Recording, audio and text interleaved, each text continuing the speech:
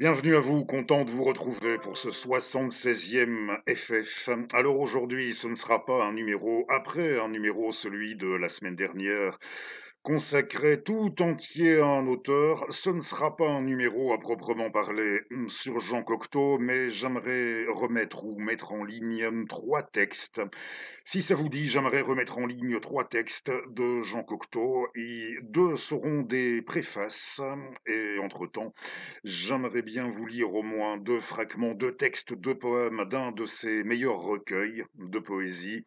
Un de ces derniers, des années 50 du siècle dernier, sont clairs-obscurs au moins. J'aimerais bien, oui, vous lire au moins deux textes de clair-obscur, et les deux autres seront des préfaces de livres dans des registres, il faut dire, assez différents.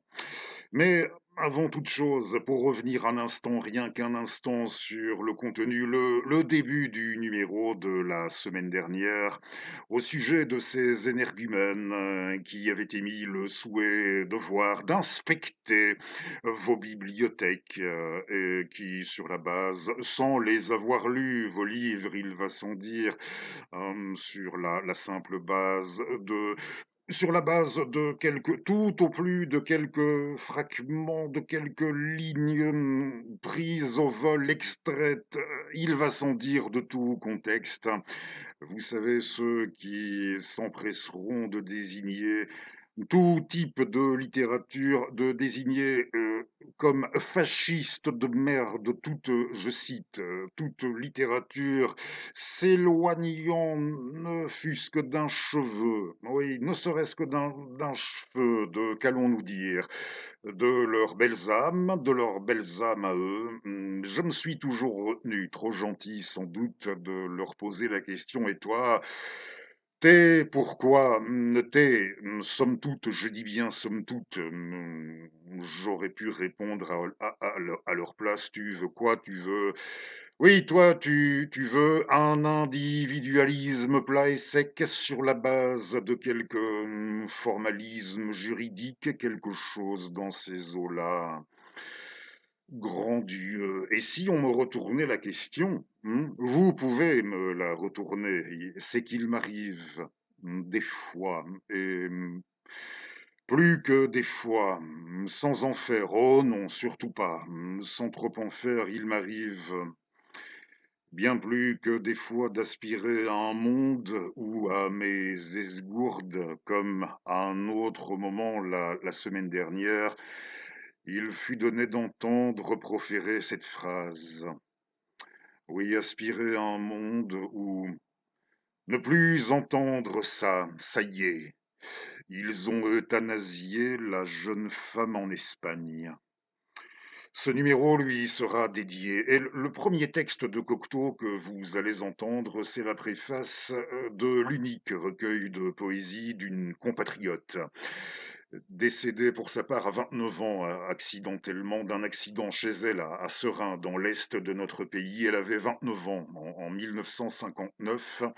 Et cette préface, c'est une lettre préface adressée par Jean Cocteau à Monsieur Dezonnet, qui se trouve à la base de l'édition de ce recueil de poésie, environ 70 poèmes dont nous avons l'assurance que notre auteur, si vous préférez notre autrice, oui, on avait l'assurance qu'elle avait donné son accord pour que ces textes-là, pour sûr, puissent être publiés, s'il lui arrivait quelque chose, ce qui s'est hélas produit.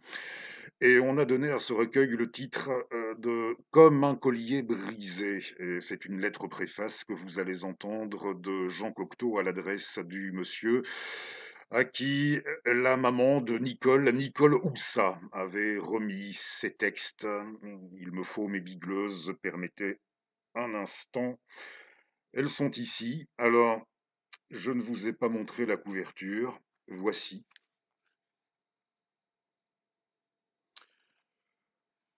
Ça n'a jamais été réédité, à ma connaissance, à mon humble connaissance, hélas, si vous êtes dans le milieu éditorial, et ce n'est peut-être pas la première fois. Peut-être que j'aurai encore l'occasion de dire ça, si ça se trouve, dans le courant de ce numéro. Si vous avez des responsabilités dans le milieu éditorial, si vous m'entendez, sait-on jamais, commun, oui, ce serait bien, comme un collier brisé, et son auteur, Nicole Houssa, 1930-1959. Et c'était sorti aux éditions des artistes. J'avais réussi à mettre la main sur mon exemplaire vers 2010, quelque chose comme ça. Voici l'avant-dire de Jean Cocteau, et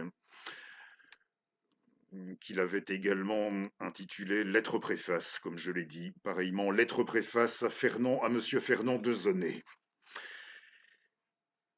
Mon cher ami, nous sommes tous prêtés. Seulement, il y a des êtres que la zone mystérieuse qui nous prête semble vouloir récupérer vite. Ce sont, hélas, ces êtres qui nous attirent, et malgré notre certitude confuse qu'ils appartiennent fort peu à notre monde, nous oublions leur essence et demeurons stupéfaits lorsqu'ils retournent accidentellement chez eux, dans un monde qui ne sera peut-être pas le nôtre. J'entends celui où nous espérons les rejoindre. La jeune fille qui laisse derrière elle un nuage de poésie appartenait à cette race dangereuse qui, sans le savoir, est un piège auquel les personnes que le poids terrestre fatigue ne craignent pas de se laisser prendre. La voilà dans son élément normal, et chacun des poèmes de son livre correspond à une empreinte légère de fuite sur nos sables. Je ne les juge pas, étant de la famille de ce qu'on juge, debout devant le tribunal des hommes, et victime de l'éternel pourquoi. Je ne juge pas ces poèmes. Je les regarde avec le respect que méritent tous les signes d'un au-delà 1000 fois plus étrange que celui dont les humains bercent l'angoisse qui les pousse à faire semblant de vivre. Dans mon film Le Testament d'Orphée, je fais semblant d'être mort. En vérité, je ne fais pas semblant d'être mort, mais de vivre, et cela depuis ma naissance. C'est sans doute la raison pour laquelle je suis si sensible aux legs d'une jeune fille victime d'un destin analogue au premier drame d'Eurydice dans mon film Orphée. Excusez-moi, mon cher Fernand, de faire des rapports qui me mettent en cause. Simplement, je voulais que vous sachiez à quel point le deuil qui vous frappe m'est proche, et avec quelle triste joie je dépose ces quelques lignes sur la plus vide, sur la moins funèbre des tombes. Jean Cocteau de l'Académie française. Et comme promis, le premier poème de Comme un collier brisé de Nicole Houssa, premier poème intitulé La maison des nonnes, qui n'est peut-être pas, je le dis ça comme ça au besoin, comme ça peut-être pas le plus représentatif, si ça se trouve, La maison des nonnes. Je traîne mon front comme une feuille au vent sur le macadam, et dans la maison des nonnes, je ne veux pas lâcher tes mains claires, sœur Claire, elles sont nées au fil des miennes. Voici pour ce premier texte, ce premier fragment de Cocteau. Je suis de ceux qui tiennent Monsieur Jean Cocteau comme l'un des, je ne suis pas le seul, l'un des plus grands écrivains d'expression française du siècle dernier, ou ayant vécu, on peut dire ça aussi, à cheval sur le siècle dernier et l'avant-siècle dernier. Il avait vu le jour l'année de la Tour Eiffel, de l'exposition. Oui, c'était l'année de l'inauguration de la tour. Si je ne me gourre, je me corrige en partie description, là où vous trouverez, comme d'hab, hein, si vous avez l'habitude avec moi, au besoin, je vous l'apprends, toutes les références pour tous les livres, les bouquins dont il est question chez nous, ça se trouve toujours dans le menu détail en partie description, oui. Cocteau, 1889-1963, il était l'aîné, le cadet, pardonnez-moi, car nous allons y revenir. Oui, nous allons y revenir à son aîné en cours de numéro. Nous y reviendrons. Nous n'allons pas en dire plus pour le moment, mais oui, Cocteau, c'était le cadet de Marcel Proust, et on y revient, hein, mais c'est clair, peut-être aurez-vous déjà constaté que lorsqu'on on demande de citer des noms d'écrivains français ou d'auteurs, nous allons dire par extension, vraiment par extension, d'expression française au contemporain, les premiers noms qui, par leur rayonnement mondial, international, les premiers noms qui nous viennent à l'esprit, Proust, Céline, mais pour sûr, pas Cocteau. Pourquoi? Et pourquoi ça? Eh bien, je ne postule pas pour ça. Je n'ai pas l'ambition de, à proprement parler, répondre à cette interrogation, mais j'aurai en revanche un bouquin en cours de route à vous montrer. Petite parenthèse maintenant avec de la bande dessinée et du septième art. Oui. Au sujet, nous parlions dans notre numéro précédent, nous nous étions aventurés du côté de l'Amérique avec nos Vikings, nos Nordiques, vous savez, nos fragments de saga de Leif Erikson, également surnommé à partir d'une époque, à partir de cet exploit-là, on l'aurait surnommé Leif Erikson, Leif le chanceux, Leif l'heureux, oui. Si ça vous dit, d'aller visionner notre numéro précédent, je le mets de toute manière en lien en fin de numéro. Je pensais qu'il attirerait davantage de monde, mais bon, oui, je parlais, il est vrai, je parlais d'un auteur, ça a fait déjà 20 ans, un auteur qui nous a quittés, et des fois je me dis, oui, Fred, je vous ai déjà expliqué, hein, comment je fais pour procéder. On parle de livres anciens, mais pas que, hein. On parle aussi d'ouvrages récents, et ça vaut pour les écrivains, pour les auteurs. Mais des fois, ça m'arrive de me dire, Fred, c'est vrai que tes bouquins, ils étaient déjà assez vieux quand tu en faisais l'acquisition il y a, on va dire, une vingtaine d'années. Bon, je pense que vous aurez saisi la remarque au passage, mais je fais de mon mieux, et je peux vous mettre en lien également en fin de vidéo notre numéro qui devait être le 35, avec une photo du vieux Paris en enluminure où j'expliquais assez bien, enfin je l'espère, comment nous opérions par rapport à nos choix de livres, encore une fois, si ça vous intéresse. Oui, alors en matière de chanceux, non pas non plus Lef l'heureux, Lef le chanceux d'avoir pu s'aventurer comme premier navigateur européen scandinave, d'avoir abordé le premier pour ça, en tant que tel, comme nous l'avions dit, vu, raconté le continent, narré le continent américain, mais un autre de chanceux, natif de là-bas, mais natif de là-bas sur le plan de la fiction, mais qui est un pur produit de chez nous pour sûr. Lucky Luke.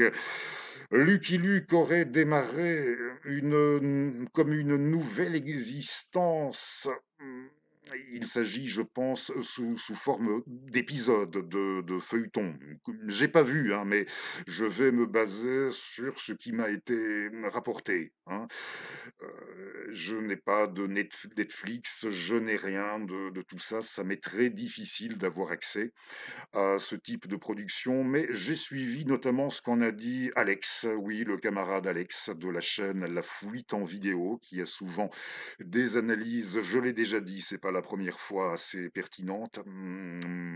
Il est souvent pour le moins éclairé et il avait pas l'air très convaincu. Qu'est-ce qu'il faut dire aujourd'hui? Je ne sais plus trop où on en est avec le lexique, avec la techno. Faut-il parler dans ce registre de films avec acteurs de movie action ou avec des acteurs, des personnes, en présence effective? Je ne sais plus, hein, où on en est par rapport à ça, mais il n'était pas très convaincu, le camarade Alex. Et j'ai pu comprendre que déjà Lucky Luke, on s'est arrangé sur le plan du scénario pour que Lucky Luke ne fût pas Lucky Luke, ne fût en aucun cas, pour qu'il ne fût en aucun cas lui. On a jugé bon de s'arranger pour qu'il ne pût ni tirer, pour sûr encore moins tuer. Dans les albums, ça n'arrivait jamais, tuer, comprenez, sauf peut-être dans les tout premiers, quand le personnage n'était pas encore tout à fait rodé. Nous allons dire, ce sera des plus appropriés sur le coup, nous allons dire calibré, mais bon, passons là-dessus. On s'est arrangé pour sûr qu'il ne pût pas dégainer, hein, ni tirer, ni encore moins dégainer, et c'est un froussard. Il n'y a absolument rien qui transparaît, du personnage tel que nous avons pu l'apprécier dans tout son flegme à lui, hein, dans cette façon de demeurer impassible et raison pour laquelle il se tirait une fois que tout était résolu, hein. Voilà, il retournait vers de nouvelles aventures en chantant dans la direction, dans l'hypothèse où vraiment vous n'auriez jamais fréquenté les albums de Maurice. On en parle de son auteur dans quelques secondes, hein. Il repartait vers le soleil couchant. Y a-t-il l'image du soleil couchant, du cavalier solitaire s'éloignant de la sorte? À la fin de ce qui vient d'être produit, je n'en sais rien, mais oui, ça me fait étrange quand on me rapporte ce genre de choses et on se serait également arrangé. Je me base toujours sur Alex, hein, je sais que je peux lui faire confiance. On s'est arrangé, on a estimé bon sur le plan de la rédaction pour brosser une histoire où il fait alliance de facto avec Calamity Jane, mais ça, c'est déjà arrivé. Avec les Dalton, c'est déjà arrivé aussi, mais ça dépendait du contexte. Mais ici, ce serait avant toute chose dans l'intention de démontrer, en guise de message, que partant de manière irrésistible au besoin, que plus important que de sauver l'Amérique, allez, admettons encore, il y a le fait de constituer une bonne équipe, de bien s'entendre. Je retombe sans trop le faire exprès sur ce que je disais il y a quelques instants, hein. Individualisme sec et plat, ils sont bien rigolos, hein, nos esprits. Je ne sais pas trop où on en est aujourd'hui, nos esprits, entre guillemets, libéraux, radicaux, mais éveillés, dans notre langue dit formulé, éveillés dans notre langue ou dans une autre, je ne sais trop. Ils sont rigolos, hein, de s'arranger pour démanteler, pour dégommer tout ce qui, là, de près ou de loin, peut ressembler encore à une esquisse de tissu social. Et après, oui, après, c'est sûr qu'ils vont venir nous prôner le vivre ensemble. Ça m'a fait songer à ça. Piteux, en vérité. Alors, avant de vous faire part de l'interrogation, car ce n'est une interrogation personnelle, en plus, n'ayant pas pu visionner ces dites productions, ces nouvelles productions de Lucky Luke, un petit oui, ça nous fera du bien, un petit retour aux sources, quelques repères historiques. J'ai ici une revue qui avait été c'est une annexe, un numéro spécial qui avait été édité chez nous en Belgique il y a environ 4 ans, peut-être un peu plus maintenant. Oui, oui, en début 2021, un numéro spécial, à l'initiative c'était à l'instigation, de Télépro qui donne les oui, qui donne les programmes de télévision chez nous, un magazine télé. Ils avaient sorti un numéro spécial, l'histoire secrète de Lucky Luke, Maurice et Goscinny, duo de choc. Allez, je vous le montre. Une petite, respiration, ça fait du bien. Quelques rappels historiques. Le personnage de Lucky Luke, je disais, une production de chez nous, il a été créé très peu de temps après la fin de la Seconde Guerre mondiale par un auteur qui, peu de temps, à vrai dire, après, avoir créé son perso de cow-boy solitaire, il a fait le grand voyage là-bas en compagnie de 2 amis qui débutaient, actifs dans la profession depuis peu, de même dans les petits Mickey, dans le 9e art si vous préférez. Il y avait à ses côtés Franquin, pas besoin de le présenter. Il y avait Will aussi, Will au besoin, je rappelle au besoin Will, Willy Maltête, Tiff et Tondu. Willy Maltête, André Franquin et de son Maurice, le créateur de Lucky Luke, Maurice, son vrai nom c'était Maurice de Bever. Et leur aîné, au journal de Spirou, leur aîné d'un certain nombre d'années, tout de même, Joseph, il s'appelait Joseph, de son vrai nom Joseph Gillin, et de son pseudonyme, de son nom de plume à lui, JG, pour des raisons politiques qu'il n'est pas nécessaire. On ne va pas entrer là-dedans aujourd'hui, non, non. Mais pour des motivations politiques, avait fait qu'il avait très, très sérieusement envisagé à un moment, lui qui avait créé, entre autres, Fantasio, c'est lui qui a créé le personnage, pas le personnage de Spirou, mais celui de Fantasio, c'est lui qui l'avait créé, hein, et après, plus tard, il y aura Jerry Spring et bien d'autres de JG. Il avait réussi à convaincre ses jeunes homologues de le suivre, tout du moins dans un premier temps, pour un périple là-bas, en Amérique du Nord, et ils avaient poussé, si j'ai bonne mémoire, ils avaient dû pousser à un moment jusqu'au Mexique. J'y ai vérifié, mais je crois bien, oui, c'était États-Unis et Mexique. Notre petite bande, finalement, JG, il changera d'avis, il reviendra en Europe, hein, et tous envoient leurs planches, ils taffent là-bas sur leurs séries respectives et ils envoient leurs planches à la rédaction, au journal à Bruxelles. Le premier qui en aura marre, le premier à se tailler Franquin, qui en dehors de la culture ne se fera jamais connaître.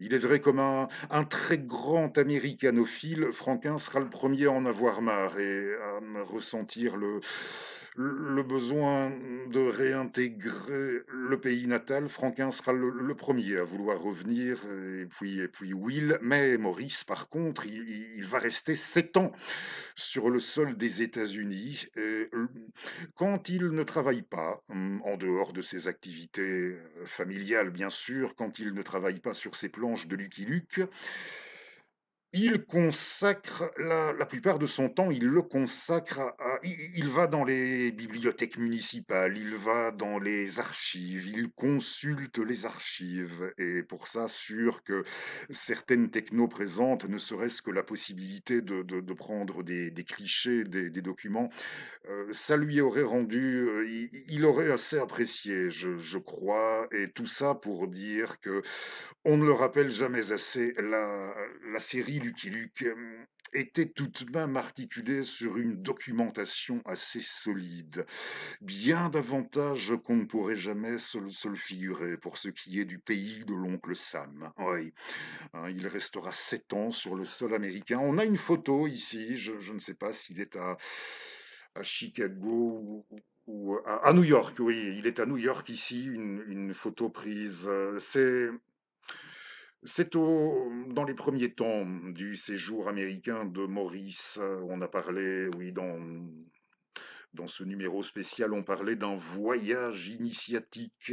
Et on raconte que quand ils sont arrivés, qu'ils ont vu pour la première fois la statue de la liberté, hein, Franquin a déclaré qu'il... Oui, c'est Franquin qui avait fait cette déclaration, mais je pense que c'était partagé, c'était unanime sur le coup. Il avait l'impression d'être passé, lui qui ne sera jamais, je vous le dis, le plus américanophile ou américanolâtre dans l'ensemble, il confiera toujours avoir eu l'impression d'un des moments, pour sûr, les plus forts de son existence, comme s'il était passé brutalement, je cite, de la province belge à un monde en technicolore. Fin de citation. Je vous montre la photo de Maurice. Il avait dans la petite vingtaine.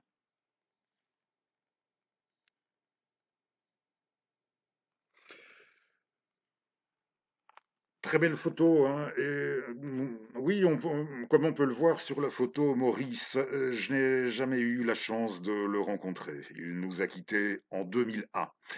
Il était réputé, Maurice, on dit, il était très, très calme, vraiment très calme, très posé, très, très zen, mais il ne fallait pas l'emmerder. Et surtout, il ne fallait pas chercher à l'entuber sur le plan du business, dur en affaires, oui, dur, dur en affaires, Maurice. À ce qu'on m'a rapporté encore une fois, mais très zen, très posé. Si jamais vous tombez sur des interviews de lui, oui, des émissions où il est interviewé, lui tout seul, ou encore mieux, car je pense que sa personnalité transparaît nettement mieux, immanquablement, hein, je pense que c'est souvent comme ça, lorsqu'il est en compagnie d'autres créateurs de BD. Il y a une très belle vidéo de 1975 où là, ils sont vraiment à l'automne, oui, ils étaient à l'automne de leur siècle, hein, et déjà, pour ainsi dire, de leur parcours respectif. Et on les voit tous les trois, la bande américaine, ceux qui s'étaient rendus en Amérique après la guerre, avec leur mentor JG, oui, qui devait nous quitter peu de temps après, 4 ou 5 ans après. Il y a une super vidéo. Je mets les références, si j'arrive à les retrouver. Ce sera en partie description aussi. Voilà pour quelques repères. Hein, je tenais à insister sur le caractère très documenté, donc franchement pas en dépit du caractère. C'est la BD, c'est comme ça, les lois du genre. Hein, caricatural, davantage cartoonesque dans les premiers temps. Pour les premiers albums, au début, il faisait tout seul, dessin, scénario, et c'est à partir de l'album numéro 9 des Rails dans la prairie, qu'il aura Goscinny comme assistant.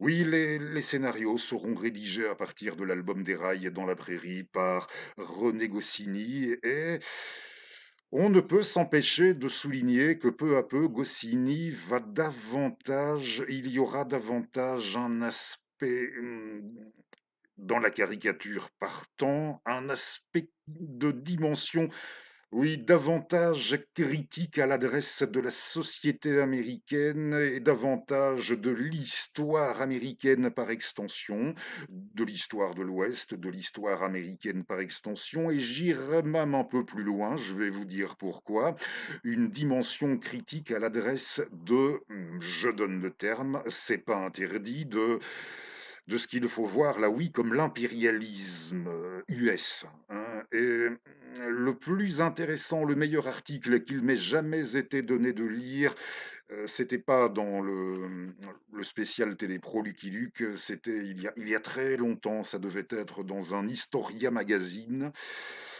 Ça fait longtemps que j'ai plus été voir.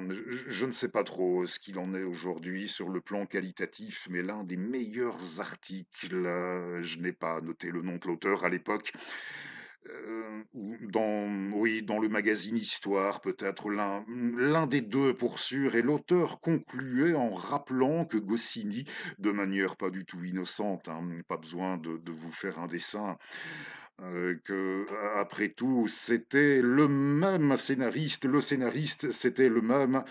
Si vous alliez du côté d'Astérix, hein, du petit village gaulois qui n'a pas besoin d'un dessin non plus, qui résistait encore et toujours dans ces années 60 du siècle dernier, où c'était toujours le grand, oui, le grand Charles à l'Élysée dans les années 60 du siècle dernier. Bon, pas besoin d'aller plus loin, et c'est renvoyé, une fois encore à votre plus entière appréciation. Là, la meilleure conclusion, qu'il m'avait été donnée de lire, oui, cette jonction faite de la même manière qu'on assistait, si vous les avez lus, hein, et notamment dans Des rails sur la prairie, quand il y a la jonction des sociétés du rail de chemin de fer, quand ils effectuent leur jonction là-bas dans l'Ouest, hein, dans l'un des Happy End de Lucky Luke. Happy End!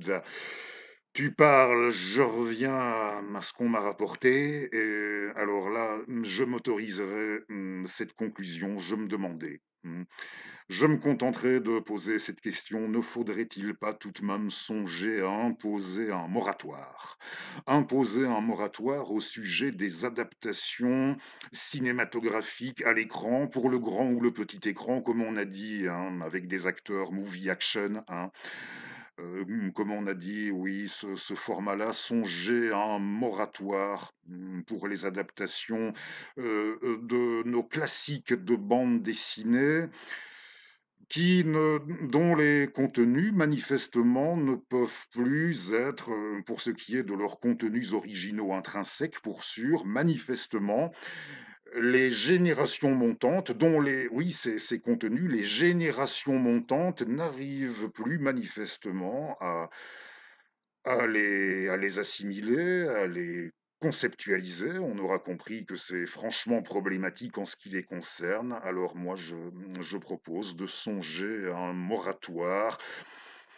Pourquoi? Eh bien, pour éviter tout simplement de les voir continuer à les défigurer, indéfiniment, Je ne sais pas là non plus ce que vous en pensez, Une idée de moratoire, et je me permets de renvoyer à votre souvenir aussi, bon, sans les citer, hein, mais dans le courant des dernières décades écoulées, on ne peut pas dire nous n'aurons pas eu que des motifs de nous réjouir, pour ce qui est de ce type d'adaptation. Bon, voilà, refermons la parenthèse de Luc. Je suis bien content d'être revenu un petit peu sur les antécédents, les repères historiques, et comme je vous disais, de vous avoir montré cette photo du grand Maurice, de Bever, hein, Maurice oui, très, très zen, très cool, hein, et il avait arrêté et il avait réussi. Ça aussi, c'est très, très indicateur, d'une volonté forte, hein,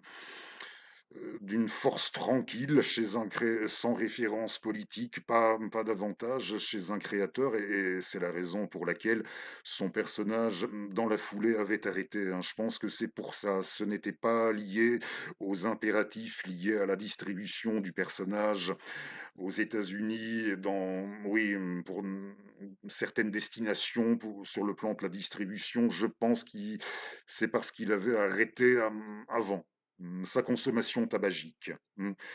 Si je dis des conneries, si vous êtes mieux informé sur le coup que moi, n'hésitez pas encore une fois à me corriger en partie comment. Je suis toujours enchanté lorsque j'ai des retours, et, comme dirait un autre camarade sur cette plateforme, même négatif, pas de problème, du moment que c'est formulé courtoisement, je dirais, me concernant, surtout, avec un minimum d'éducation.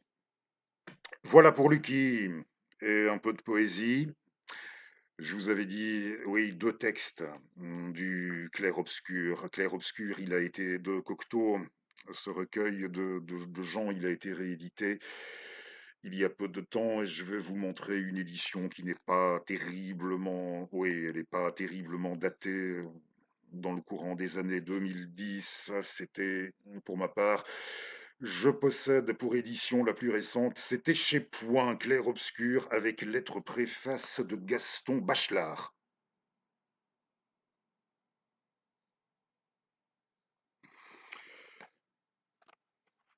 clair-obscur et je vais d'abord vous lire Muse. Pardonnez-moi. Et ce sera vraisemblablement l'intitulé de cette vidéo. Oui, c'est le 5e poème à Muse, lorsqu'il s'adresse, notre poète, cinéaste aussi, entre autres. Poète, j'insiste, Muse, ici, Muse, pardonnez-moi. Par extension, j'insiste, Muse, pardonnez-moi mes crises de révolte. Muse, pardonnez-moi mes crises de révolte, mais il m'arrive d'être là et de mal recevoir l'encre que je récolte d'un cœur assassiné par vos 9 coutelas. De ce bruisson ardent, votre amour me hérisse. Le verrai-je bientôt fané?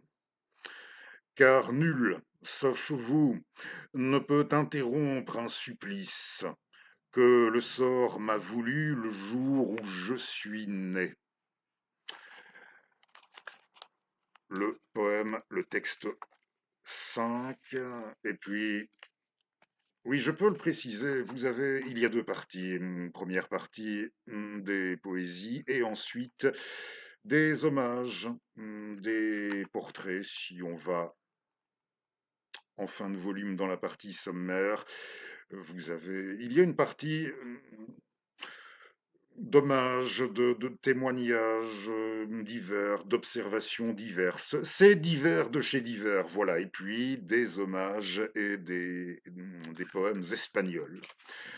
Et là, il sera question de Góngora, de Velázquez, de Jérôme Bosch, car il renvoie d'une certaine manière à la période dite espagnole de nos Pays-Bas anciens. Gaudí, Manolette, Van Gogh, lui aussi d'une certaine manière, voilà, Pouchkine d'une certaine manière, hein. Un petit malin, Jean Cocteau, je sais, hein, mais poètes espagnols et hommages, mais avec d'étranges, oui, pour ce qui est des manières de faire s'entremêler les choses. Voilà, le volume se clôt sur ces hommages et poèmes espagnols. Et le texte qui suit, là, ça n'engage que moi, mais ça se trouve en Autriche. C'est principalement réputé à l'heure qu'il est. J'ai pu voir principalement en tant que si vous avez envie de pratiquer les sports d'hiver, c'est en Autriche, je risque une fois encore en langue teutonne très mal pour le prononcer, mais bon, Kitzbühel, oui, le poème s'intitule de la sorte. Kitzbühel, c'est là qu'était décédé l'écrivain Alphonse de Chateaubriand au début des années 1950 et c'est c'est une supputation, on va dire ça comme ça, c'est tout à fait perso, mais je n'exclus pas que ce texte, c'est peut-être un hommage codé, oui, ou à peine codé, comme vous voulez, une fois de plus à peine codé, de Jean Cocteau à Alphonse. Peut-être. Alors voici Dégel. hmm, Dégel du cri, dégel du cri poussé par la dame des cimes. C'est en dormant d'un œil qu'enfin nous réussîmes, sans elle, à voler, à cacher l'arsenal de nos poignards de glace, à perdre pied en l'air, où s'embrouille la trace de vos pas, serre ailée. Voilà silencieuse, abstraite, ce que pûmes comprendre d'un prodige évanoui de plumes qui pousse sur le dos, voilà notre glissade au givre d'une ouate, offerte dangereuse à ce cygne qui boite et brûle ses vaisseaux.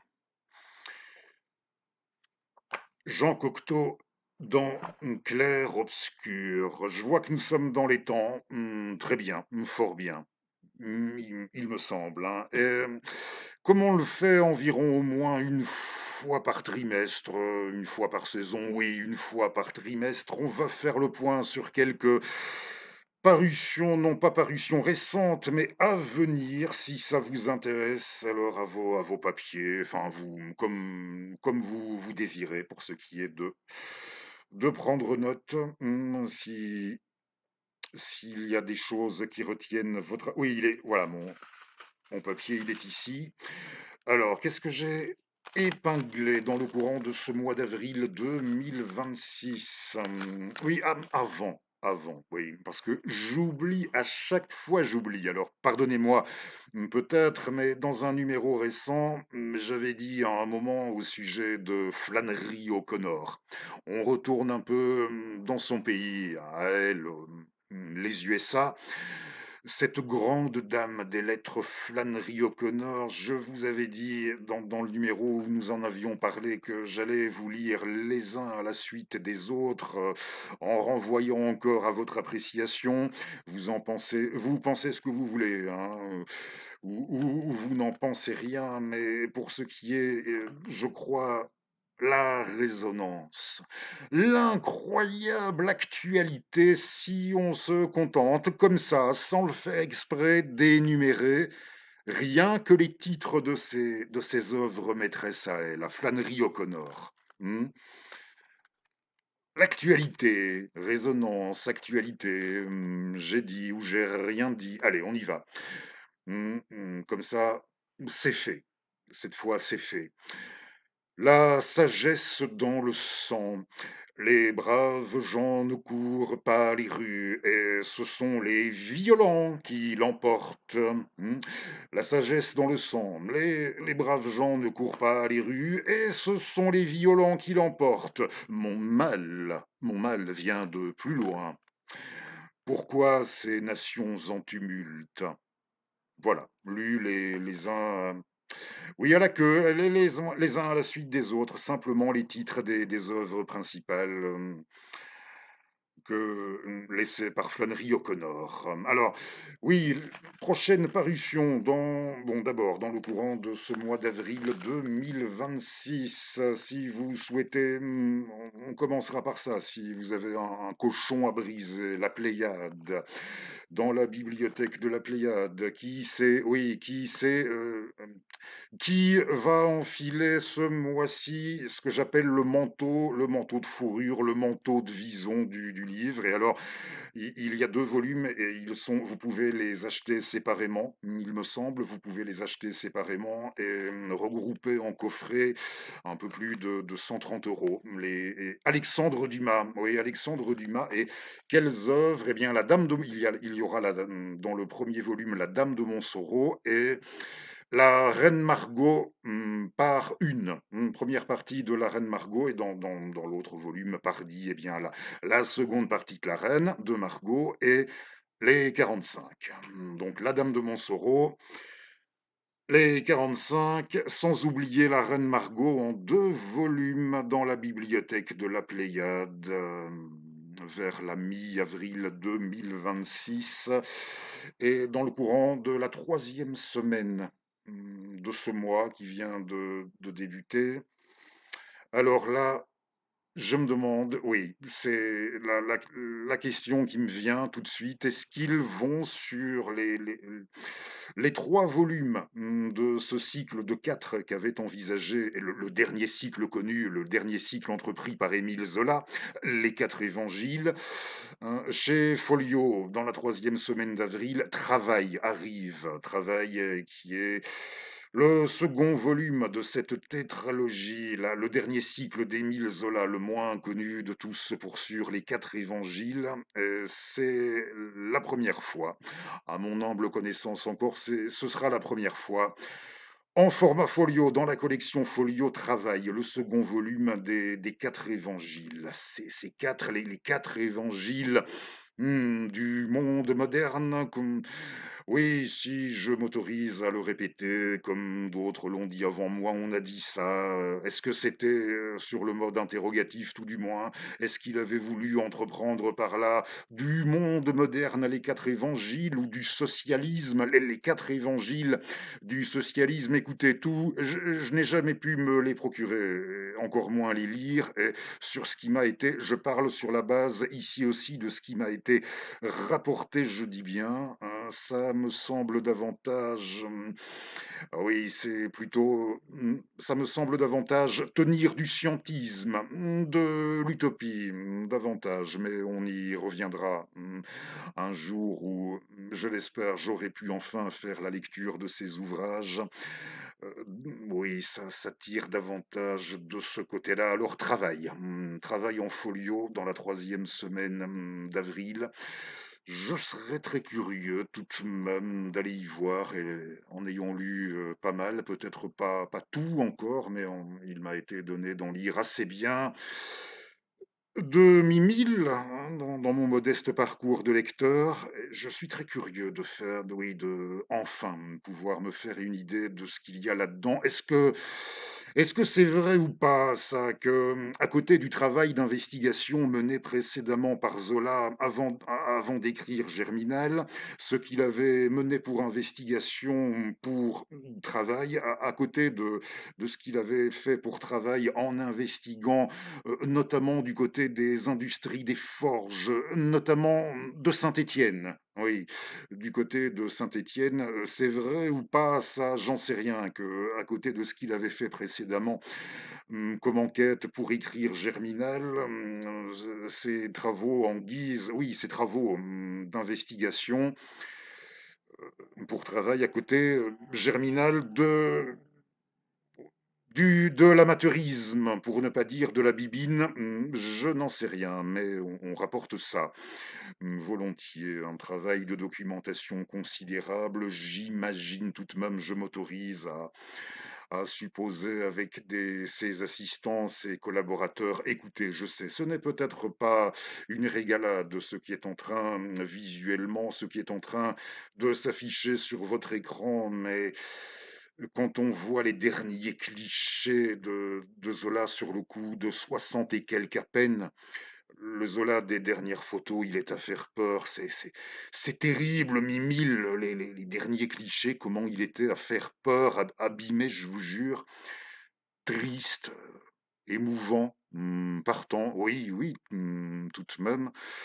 Je ne veux pas faire de voyeurisme, hein, donc oui, je présume qu'il était aidé pour ça, qu'il était assisté pour ses travaux d'investigation, hein. Il devait avoir les moyens pour ça aussi, d'engager du personnel, hein. Ce n'est un secret pour personne, ce n'est pas attentatoire du tout à la mémoire de Mimile, hein. Il avait un certain sens à sa manière de l'entreprise. Je n'ai pas dit, mais on pourrait du commerce aussi, à sa manière de l'entreprise, comprenait surtout pour ce qui était d'organiser, de gérer au sens large une entreprise.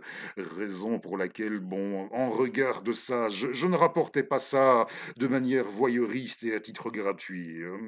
Voilà. Maintenant, ce n'était peut-être pas une bonne idée, mais on rapporte ça au sujet de la documentation. Le livre, il est paru, c'était chez Fasquelle, dans le premier semestre de l'année 1901. Il eut un assez bon accueil critique de Jaurès. Oui, Jaurès aurait assez apprécié, mais c'est surtout un très bon accueil pour ce qui était de l'inviter et de l'honorer, pour la publication de ce livre. Et de ce livre-là, ça s'est surtout produit concernant Mimile. C'était surtout dans les milieux, rapporte-t-on encore, plutôt libertaires, plutôt anarcho-socialistes et libertaires dans l'ensemble, en ce qui concerne cet ouvrage Travail, hein, qui est une nouvelle, qui était une nouvelle façon après, un certain nombre d'années après Germinal, comme on l'a dit pour Zola, de décrire,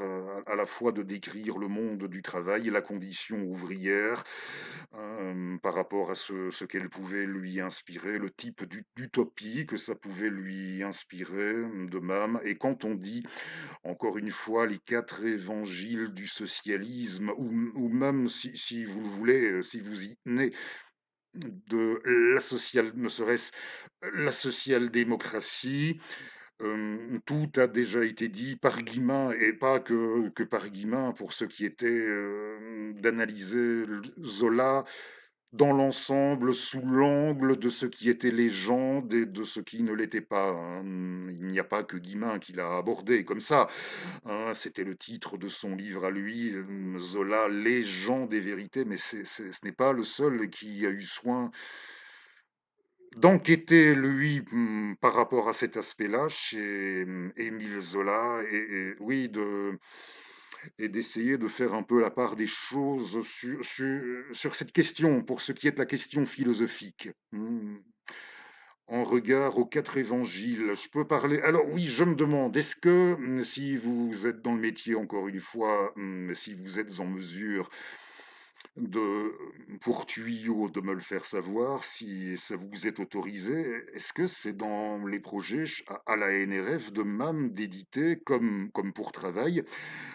Comprenez, est-ce qu'on va faire pareil avec les 2 autres, celui d'avant et celui d'après? Ça je le 4e Zola n'aura le temps de rédiger, pour ainsi dire, que les premières pages, pour être honnête, les premières lignes à peine, hein. Oui, il s'appelait Justice, il devait s'appeler comme ça, Justice, le quatrième et dernier des 4 évangiles de Mimile. Je parle un peu, un tantinet de celui après travail, le troisième, Vérité, hein, qui se ressent très fort. Oui, vous avez deviné, qui se ressent très fort du contexte de l'affaire Dreyfus et qui traite aussi pas mal de questions d'éducation, du monde de l'éducation, des conceptions de Mimile par rapport à l'éducation, au cléricalisme, à l'anticléricalisme. C'était une période, c'était très chaud en France, hein, très chaud dans l'Hexagone. Je ne vous apprends peut-être rien par rapport à ça, hein, et ce n'est pas dans mes ambitions de vous apprendre, moi, amis hexagonaux, l'histoire de votre pays. Non, pas dans mes am dans oui, dans mes prétentions, moins encore, mais voilà, c'était très chaud à l'époque de la publication de ces volumes des 4 évangiles et le premier, Fécondité. Ben, fécondité, il est, je ne sais pas si c'est vrai ou pas, je n'ai jamais pu me le procurer. J'ai déjà lancé un appel une fois, si vous avez un exemplaire à me vendre à un prix compétitif, raisonnable, hein. Quand je dis compétitif, raisonnable, il ne faut pas hésiter à prendre contact là aussi avec votre serviteur.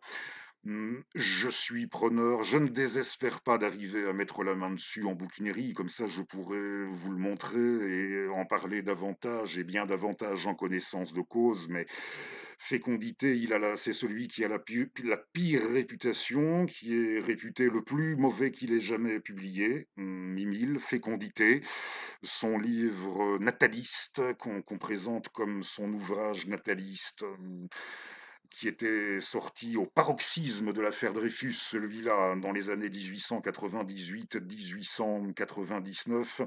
Je ne l'ai pas dit, mais si vous aviez fait la connaissance des héros, si vous avez lu Les Trois Villes, qu'on a réédité il n'y a pas longtemps, en Pléiade, là.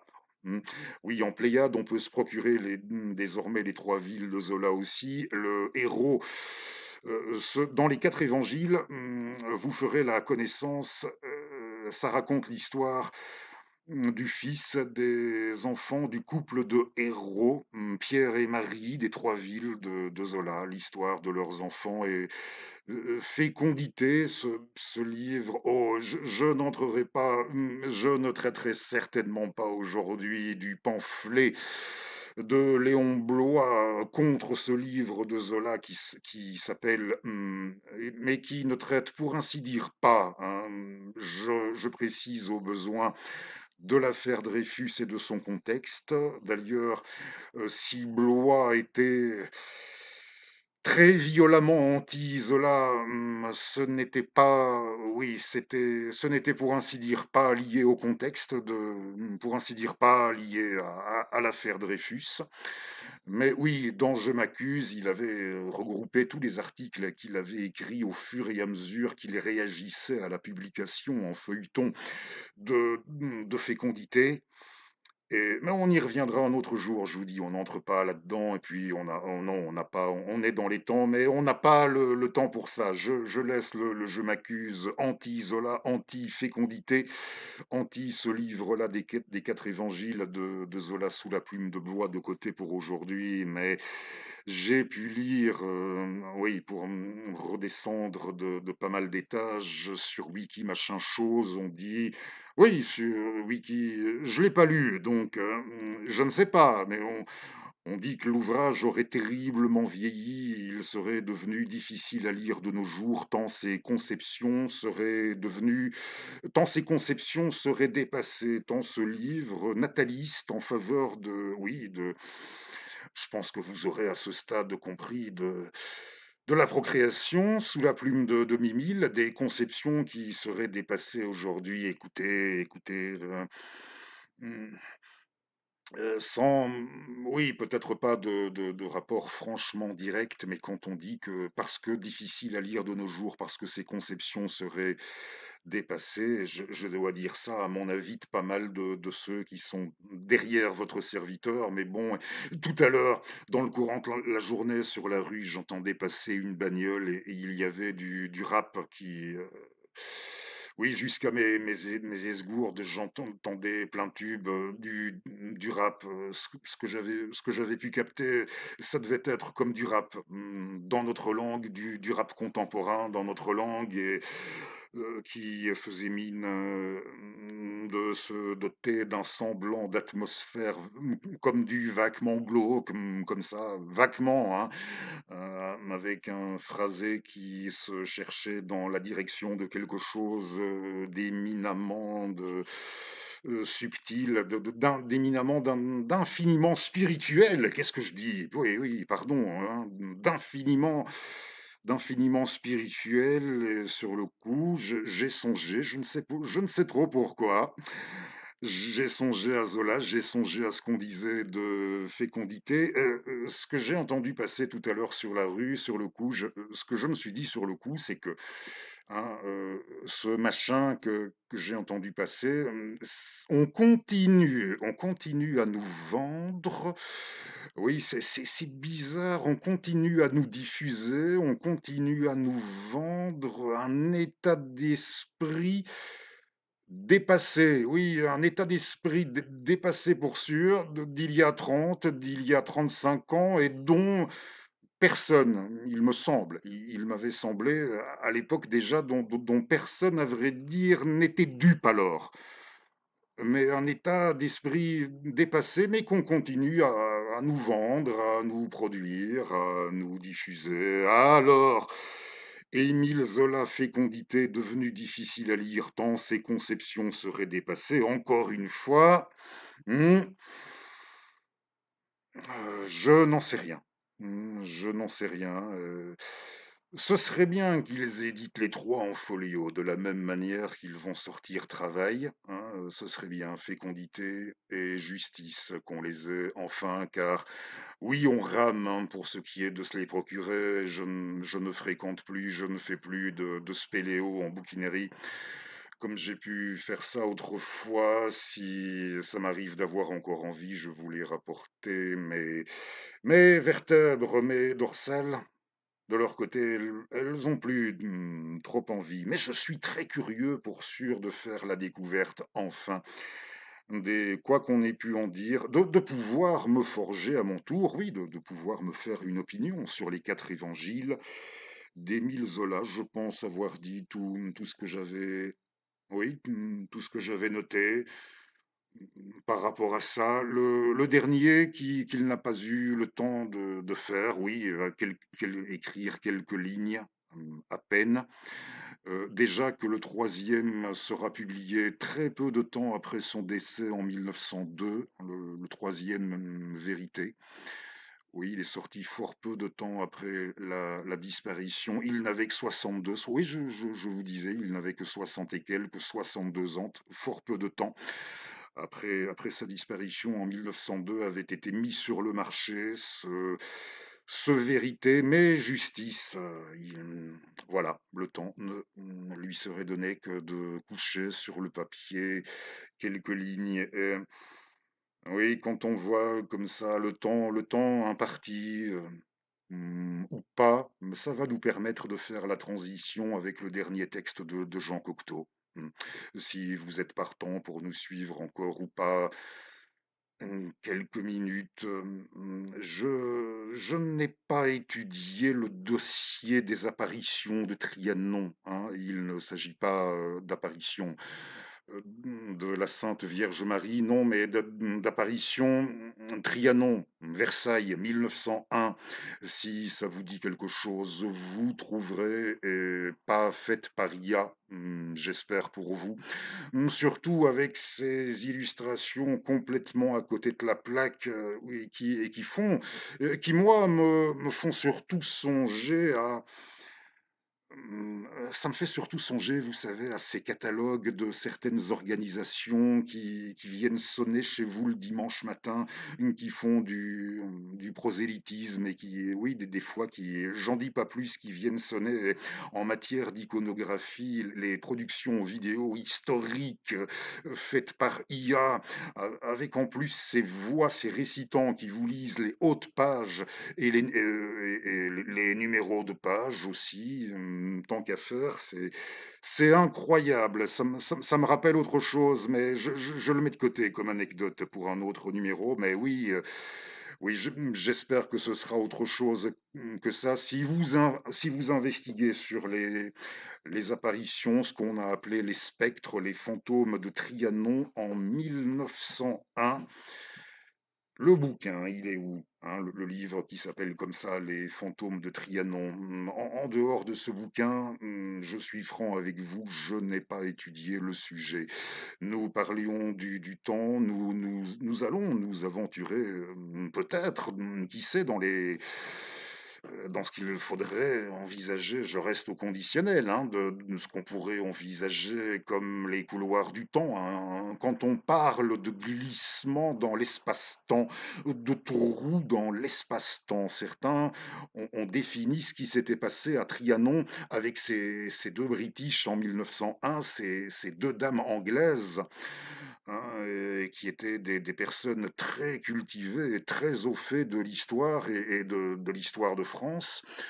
Ce qui leur est arrivé à l'été 1901, on a pu parler, dans ce cas de figure rapporté comme dans d'autres, de glissement, de trous dans l'espace-temps. Quand on me parle de ça, moi, ça me fait songer à ces fois où, comme je vous l'ai déjà rapporté, dans ma vieille ville moyenâgeuse en Belgique, ici en Wallonie, hein, je me dis que c'est un sacré défi que de vouloir écrire, oui, écrire en vivant dans une ville comme celle-ci, tant, au bout d'un moment, hein, dans le cours d'une existence comme celle de votre serviteur pour sûr et qui ne prétend pas être, exceptionnelle ou meilleure qu'une autre, mais au fil, oui, de ce qu'a pu être une existence comme celle de votre serviteur, tous paramètres assemblés, cette sensation de vivre dans une ville où la vie semble, voilà, en dehors de nos activités quotidiennes, de ce qui a trait à notre survie, bien sûr, au fil de nos activités quotidiennes, la vie, le reste du temps, semble tout à fait se suffire au bout d'un moment à elle-même, tant elle semble complètement absorbée dans notre histoire, dans notre passé et dans nos pierres. Et oui, peut-être que le terme de pétrifié, de se sentir pétrifié, ne sera pas, sur le coup, ce ne sera pas inadéquat. Je vous ai déjà parlé de ça, alors Aujourd'hui, je me faisais la même réflexion, je disais: «Un défi d'avoir encore envie de ressentir le besoin encore d'écrire des bouquins, d'écrire des textes, des ce que vous voulez en vivant dans une ville comme celle-ci, c'est un sacré challenge» et aujourd'hui, je me suis fait le constat, tout du moins en allant promener, je me suis fait le constat, tout du moins en extérieur, ben, c'est la même chose pour ce qui est de lire, tant il faut les choisir, les endroits et les moments pour ça. Mais,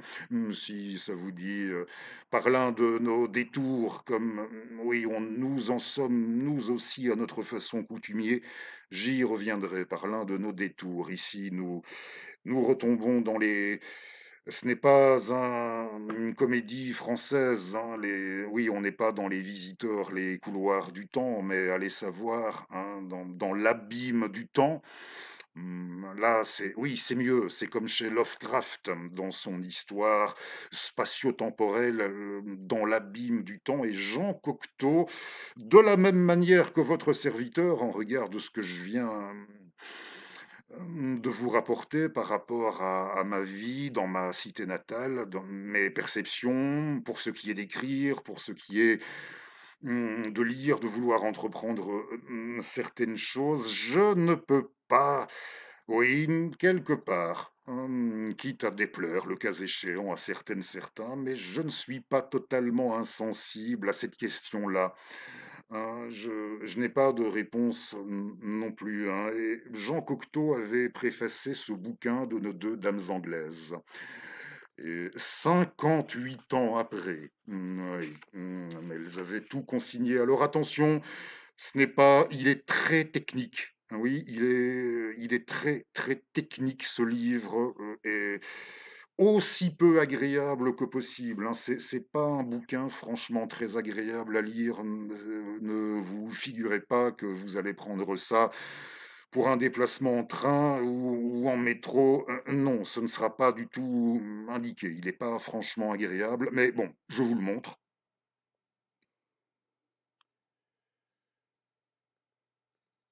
Oui, il n'est pas franchement agréable, il est technique, mais ça ne veut pas dire qu'il n'est pas intéressant. Vous l'aviez parfaitement saisi. La préface de, Jean Cocteau, le livre, donc vous venez de voir, ce sera le dernier, le livre de Mrs Moberly et Jourdain, avec une introduction de Robert Amadou et c'était oui, c'était à Monaco, c'était au Rocher qu'il était paru en 1959, 58 ans après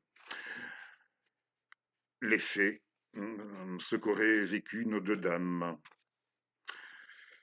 Alors, la préface de Jean Cocteau, je vous remercie d'ores et déjà de m'avoir suivi. Comme d'hab, bah, si ça va comme ça dans l'ensemble, notre numéro à l'arrache, hein, notre concept, c'est comme ça, je le rappelle au besoin.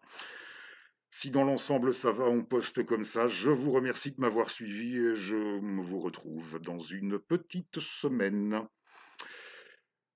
La préface de Jean Cocteau au Fantôme de Trianon. Hmm. J'espère que ça ne vous empêchera pas de dormir, hein. Vous n'êtes pas obligé d'écouter avant d'aller au lit. Non.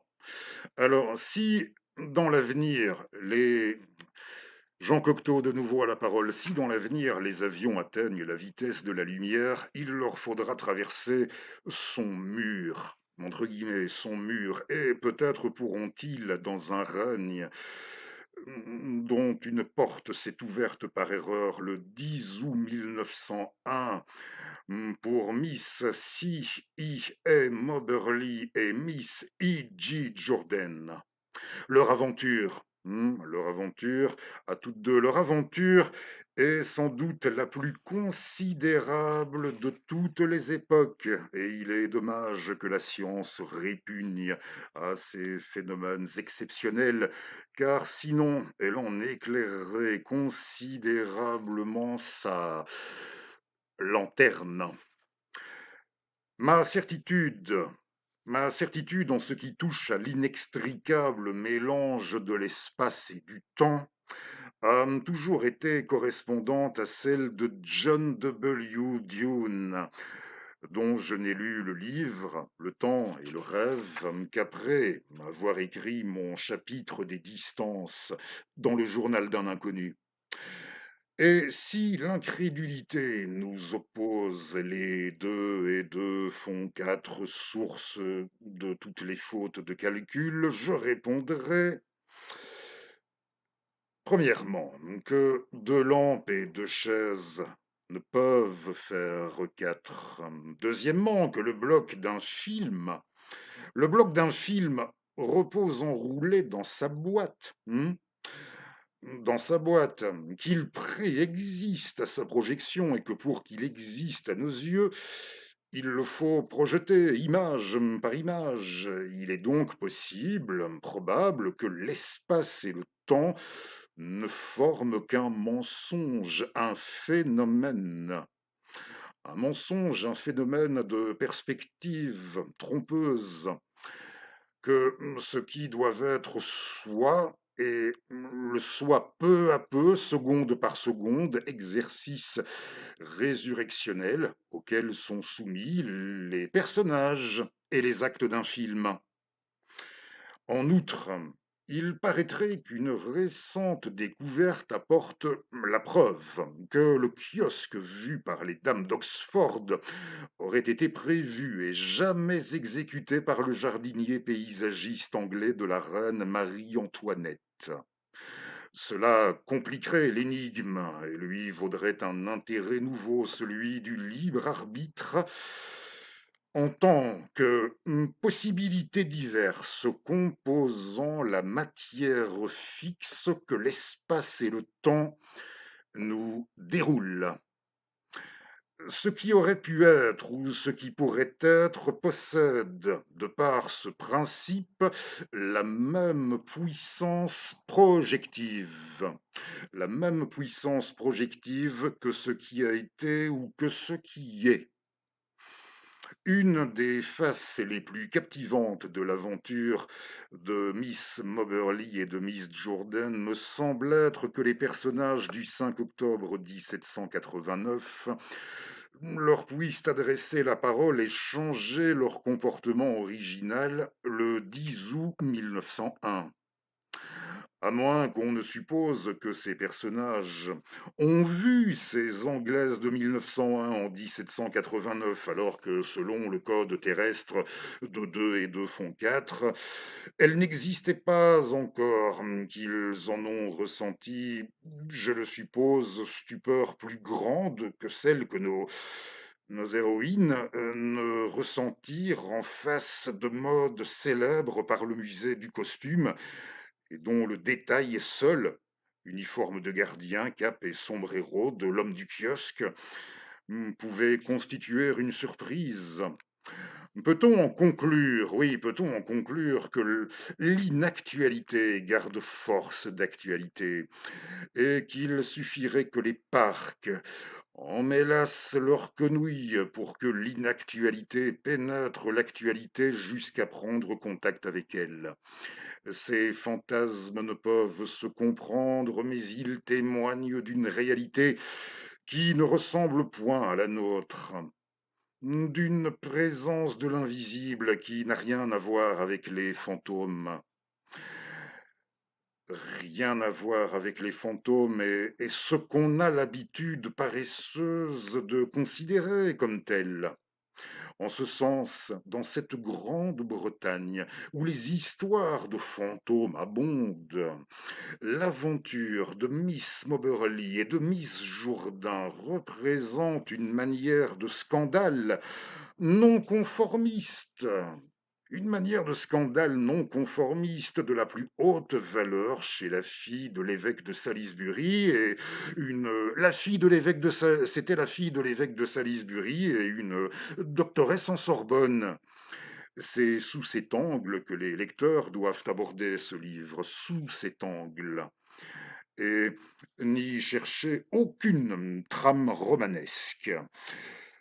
Jean Cocteau, et oui, aujourd'hui, je vais vous le montrer, hein, j'y reviendrai une autre fois, c'est terminé pour aujourd'hui, mais je vous avais dit que je vous montrerai le bouquin, celui-ci. J'en reparle une autre fois, mais comme ça, si vous n'en aviez jamais entendu parler, un Proust contre Cocteau, oui, par l'un des plus grands biographes. C'était déjà, au moment de publier ce bouquin, je ne dis rien de plus, il s'était déjà imposé comme l'un des plus grands en la matière, monsieur Claude Arnaud. C'est lui que nous saluerons en dernier aujourd'hui. Oui, son bouquin Proust contre Cocteau est disponible en petit format, en format de poche, chez Arléa. Ce sera également en partie description. Le dernier que nous saluons aujourd'hui, Claude Arnaud, et je vous salue demain, mais je vous remercie une fois encore d'avoir l'endurance, pour ne pas dire le courage, de me suivre. À bientôt, merci.